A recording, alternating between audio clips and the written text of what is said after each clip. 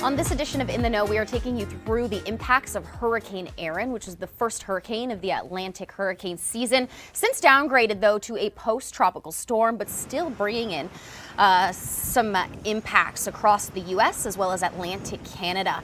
Now, this was the scene in Maryland. You can see just how rough those waves are, battering the coastline, not just in Maryland, but also in New Jersey. Actually, the governor of New Jersey declared a state of emergency with concerns for flooding along the coast on Thursday. High surf and rip currents, coastal and flash flooding, high erosion are all just some of these risks. And you can see the flooding there in Delaware. Now, the storm surge warning was discontinued late on Thursday by the National Hurricane Center. However, they did warn that water levels would remain elevated, at least for this weekend. And we're also seeing impacts across Atlantic Canada. And in the long range, this could also impact our temperatures. Here to dive into all the details of this is meteorologist Laura Power.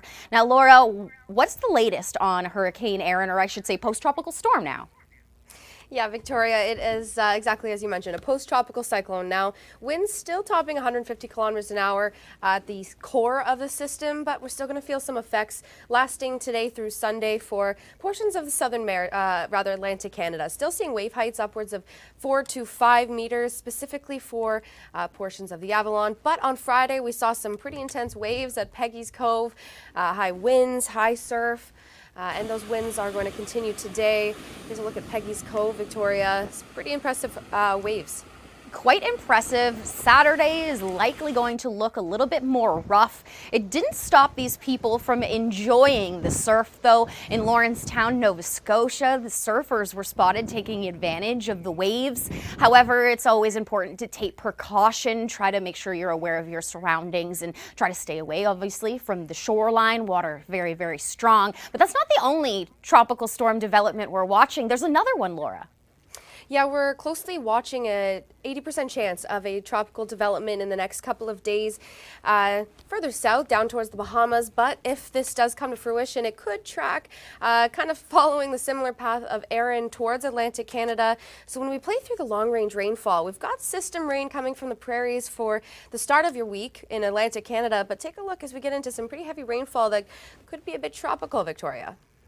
Yeah, and it's not just rain we're watching, it's also the temperature shift, all due to the Erin's influence on the jet stream. What does this mean for the end of August, Laura?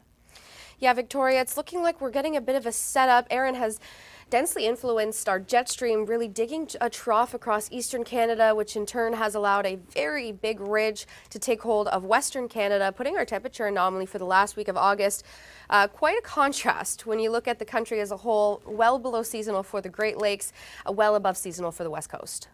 Well, it could be a nice relief for those on the east. We started off August with heat warnings blanketing Atlantic Canada and southern Ontario. Now we're starting to feel more comfortable and refreshing in the long-range forecast. You can see Ottawa by Tuesday dropping down to 19 degrees. More comfortable conditions, I must say, into those mid-20s, but the west, that's different. August started off cool, and now we're finishing strong by the end of the summer. 29 degrees in Victoria, 27 in Vancouver this afternoon. But keep in mind, with the humidity, it's feeling more like the 30s. While the prairies are a little bit more comfortable, we'll likely see the heat starting to spread in your long-range forecast. And to end off the month of August, not much rain expected. We're in the midst of a rain void, so sunny conditions for the next 7 days for those in Calgary.